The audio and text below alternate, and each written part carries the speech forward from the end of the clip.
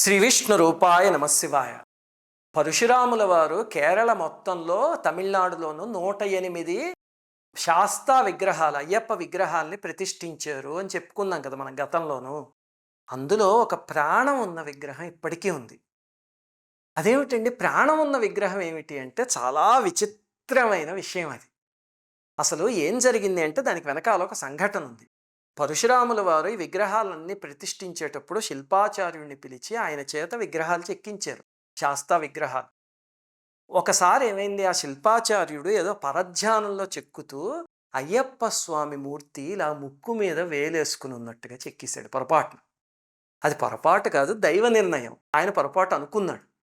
తర్వాత పరశురాముల వారికి చూపించి, స్వామి పొరపాటు అయిపోయింది, ఇలా ముక్కు మీద వేలేసుకున్నట్టు చెక్కేశాను నేను, అయ్యో ఈ విగ్రహాన్ని తీసేసి కొత్తది చెక్కుతాను అన్నారు. అంటే అప్పుడు పరశురాముల వారు ఆయన సాక్షాత్ విష్ణుమూర్తి అవతారం కదా, ఆయన త్రికాలవేది, నువ్వు తీసేయకు, అది స్వామి సంకల్పము. భవిష్యత్తులో సనాతన ధర్మానికి ఒక విచిత్రమైన సమస్య వస్తుంది. అది ఎక్కడి నుంచి వస్తుంది అంటే సనాతన ధర్మంలో ఉన్నవాళ్ళ నుంచే వస్తుంది. సామాన్యంగా ఇదొక కర్మ. ఏమిటంటే బయట వాళ్ళు ఎవరైనా సనాతన ధర్మం మీద దాడి చేస్తారు అనుకోండి, జనాలకి వీళ్ళు బయట వాళ్ళు కదా, వీళ్ళని నమ్మద్దు అన్నట్టు కనీసం ఒక విశ్వాసం ఉంటుంది. కలిపురుషుడు ఏం చేస్తాడంటే సనాతన ధర్మంలో ఉన్నవాళ్ల చేతే సనాతన ధర్మంలో నడుస్తున్న వాళ్ళని పక్కకి నడిపించడానికి ప్రయత్నిస్తాడు. ఆ ఉచ్చులో ఎవరు పడ్డారో వాళ్ళందరూ మునిగినట్టే అంతే. అలాగా పరశురాముల వారు భవిష్యత్తులో సనాతన ధర్మానికి ఒక సమస్య రాబోతోంది. అప్పుడు ఒక మహనీయుడు వచ్చి మార్గం ఏమిటి అనేది చెప్తాడు. ఆయన చెప్పిన సరైన మార్గం చెప్పినప్పుడు ఈ విగ్రహం ఇలా ఈ వేలు తీసేస్తుంది, అప్పటిదాకా వేచి చూడండి, ఆయన చెప్పిన అడుగుజాడల్లో నడవండి అని చెప్పేసి ఆయన వెళ్ళిపోయారు. ఆ తరువాత కాలక్రమంలో ఈ జరిగిన విషయాన్ని శాసనం చేసి ఆ ఆలయంలోనే ఒక చోట పెట్టారు.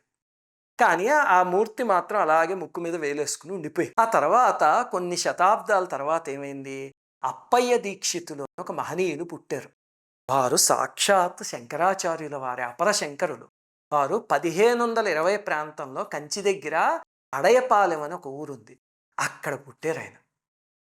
ఆయన కారణజన్ముడు. అసలు అమ్మో, అసలు ఆయన చేసిన స్తోత్రాలు కానీ అవి మాటల్లో చెప్పలేము.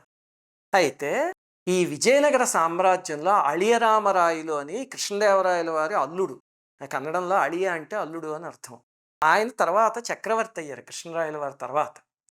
అయితే ఆయన కొలువులో తాతాచార్యులు అనే ఆయన ఉండేవారు. ఈ తాతాచార్యులు మనకి ఈ సినిమాల్లో చూపించే తాతాచార్యులు అవునో కాదో తెలియదు, కానీ ఈయన వీర వైష్ణవుడు, రాజగురువు అన్నమాట. అయితే ఒకసారి అప్పయ్య దీక్షితుల వారు ఆ ఆస్థానానికి వచ్చి అక్కడ ఉన్నారు. ఉంటే ఈ తాతాచార్యుల వారికి అసలు విపరీతమైన ఆరాటం కలిగిపోయింది. ఎందుకంటే తాతాచార్యుల వారు పరమ శివద్వేషి. ఎప్పుడు శివుణ్ణి కించపరచడం, విష్ణుమూర్తిని పొగడటం. విష్ణుమూర్తిని పొగిడితే తప్పు లేదు, దైవాన్ని కీర్తించడం.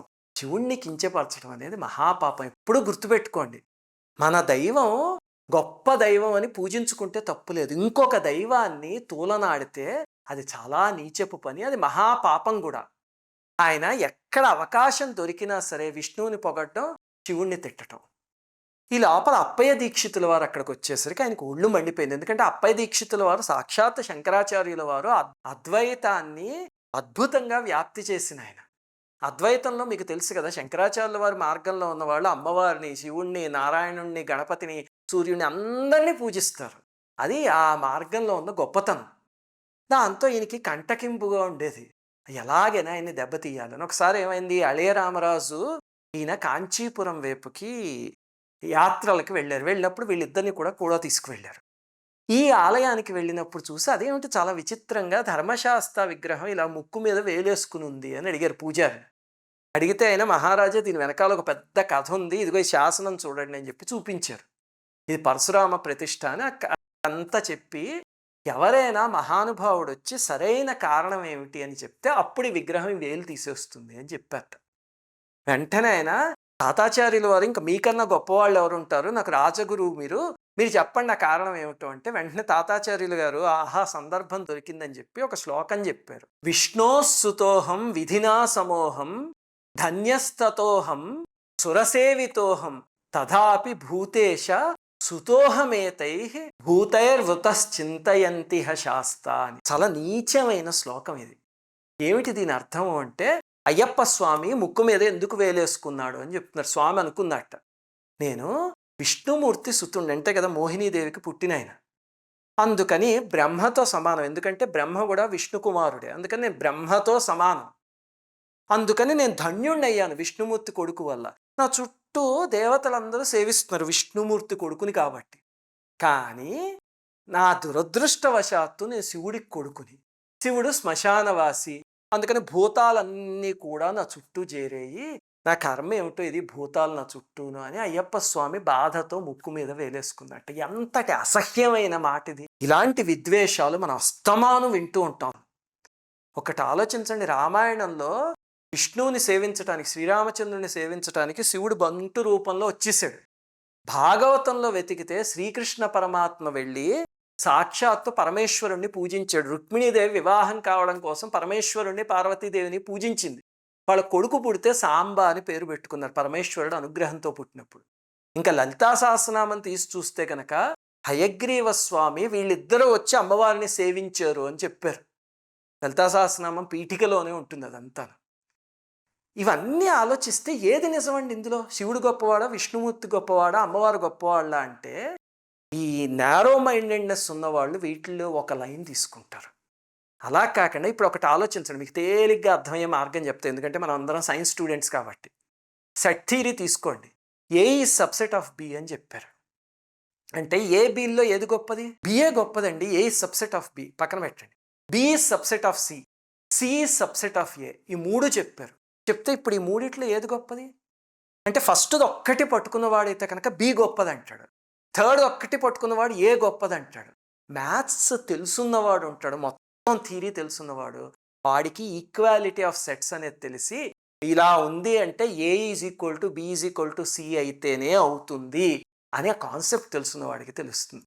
అలాగనే నారో మైండెడ్నెస్ ఉన్నవాళ్ళు ఈ ఒక లైన్ చదివి అదే నిజము అనుకుని ఇలాంటి నీచమైన ప్రచారాలు చేస్తూ ఉంటారు. విష్ణుమూర్తి ఒక చోట చెప్పారు, మద్భక్తో శివ విద్వేషి మద్వేషి శంకర ప్రియ తావుభౌ నరకం యాతి యావచ్చంద్ర దివాకర అని. అంటే నన్ను పూజిస్తూ శివుణ్ణి ద్వేషించిన, శివుణ్ణి కీర్తిస్తూ నన్ను ద్వేషించిన ఇలాంటి వాళ్ళందరూ కూడా నరకంలో వాళ్ళకి ఫ్లాట్స్ బుక్ అయిపోయి వెళ్ళి సూర్యచంద్రులు ఉన్నంతకాలం అక్కడ పడేడుస్తారు అని విష్ణుమూర్తి చెప్పాడు. అందుకని జీవితంలో ఎప్పుడు చేయకండి. మీకు చెప్తున్న కథ ఇది కాదు, కానీ నాకు ఇది తలుచుకుంటే చాలా బాధ వచ్చేస్తుంది. అసలు ఇప్పటికే వింటూ ఉంటే ఇలాంటివి కొన్ని చోట్ల ఎంత హృదయం రగిలిపోతుందో ఇవి విని. అందుకని చెప్తున్నా, కనీసం మన ఛానల్ అనుసరించే లక్షల మందేనా ఈ తప్పు ఎప్పుడు చేయకండి.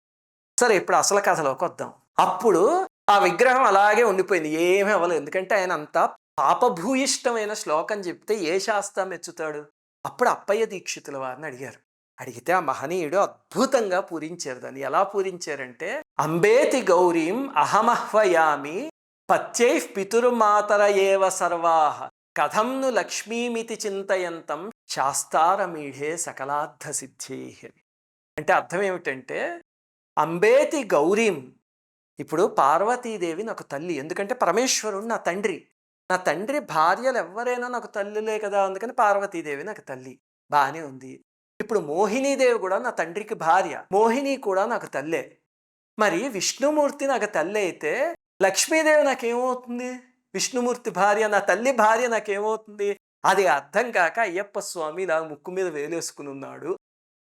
అలాంటి శాస్త్ర సకల శుభాలని ఇవ్వాలి అని వెంటనే ఆ విగ్రహం వేలిలా తీసేసింది. అందరూ చూస్తూ ఉండగా అందరూ జయ జయధ్వానాలు చేసి, స్వామి మీరు ఏది చెప్తే అది పరశురాముల వారు పాటించమన్నారు, ఏమిటి ఇంతకీ మీరు ఆదేశము అంటే, శివకేశవ అభేదాన్ని పాటించండి, ఏ దైవాన్ని తూలనాడకండి.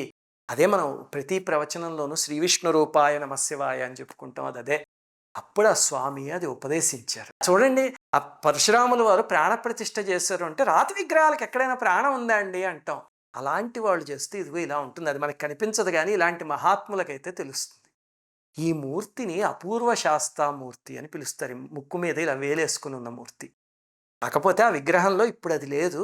ఇంతకీ ఎక్కడుంది ఆలయము, ఆ శాసనం ఎక్కడుంది అంటే, ఇది కాంచీపురానికి ఎక్కడో దగ్గరలో ఉంది. నేను విపరీతంగా రీసెర్చ్ చేశాను దీనికోసం. ఎంత తిరిగానో, దాదాపు ఒక 3-4 రోజులు దీనిపైనే స్పెండ్ చేసాం. కానీ మాకు మాత్రం ఈ ఆలయం దొరకలేదు. ఎందుకంటే ఇప్పుడు ప్రతి ఆలయంలోనూ మామూలుగానే ఉన్నాడు శాస్త. అందుకని మీలో ఎవరికైనా ఈ ఆలయం ఎక్కడుందో తెలిస్తే, ఆ అడ్రస్ అవి తెలిస్తే కనుక అప్పుడు మీరు ఈ కింద కామెంట్స్‌లో రాయండి. రాస్తే మేమేం చేస్తామంటే డిస్క్రిప్షన్ ఉంటుంది వీడియో కింద, అక్కడ తీసుకొచ్చి దాన్ని పెడతాం. దాంతో ఎవరైనా కాంచీపురం వెళ్ళేవాళ్ళు దర్శనం చేసుకోవచ్చు. కాకపోతే ఇలా ముక్కు మీద వేలు వేసుకుని ఉన్న అపూర్వ శాస్త్రమూర్తి ఇప్పటికీ ఒక చోటుంది. అది ఎక్కడుందో మాత్రం మీకు చెప్తా. ఎక్కడంటే నేను మీకు గతంలో చెప్పాను. తిరుపతి దగ్గర జీవకోన అని అలిపిరికి దగ్గర బస్టాండ్‌కి 2, 3 కిలోమీటర్ల దూరంలో ప్రదేశం ఉంది. అక్కడ చంద్రమౌళి స్వామి అని ఒక ఆయన అపార అయ్యప్ప భక్తులైన వారు అష్టాదశ శాస్త అని ఒక ఆలయం నిర్మించారు. అందులో 18 అయ్యప్ప స్వరూపాలు ఉన్నాయి. ఆ ఆలయంలోనే వెనకాల వైపు చూస్తే కనుక మీకు ఈ అపూర్వ శాస్త్రమూర్తి ఇప్పటికే ఆ ముక్కు మీద అలా వేలేసుకుని ఉన్నది కనిపిస్తుంది. అక్కడికి వెళ్ళి దర్శనం చేసుకోవచ్చు. ఇదిగా ఇక్కడ చూపిస్తున్నది ఆ మూర్తే. ఈసారి తిరుపతి వెళ్ళినప్పుడు తప్పకుండా ఆలయానికి వెళ్ళండి. స్వామియే శరణమయ్యప్ప. శ్రీమాత్రే నమః. అందరికీ నమస్కారం. మన ఆధ్యాత్మిక వీడియోల్ని 3 ఛానల్స్గా విభజించాం. 3 ఛానల్స్కి సబ్స్క్రైబ్ చేసుకొని పక్కనే ఉన్న బెల్ ఐకాన్ని క్లిక్ చేయండి.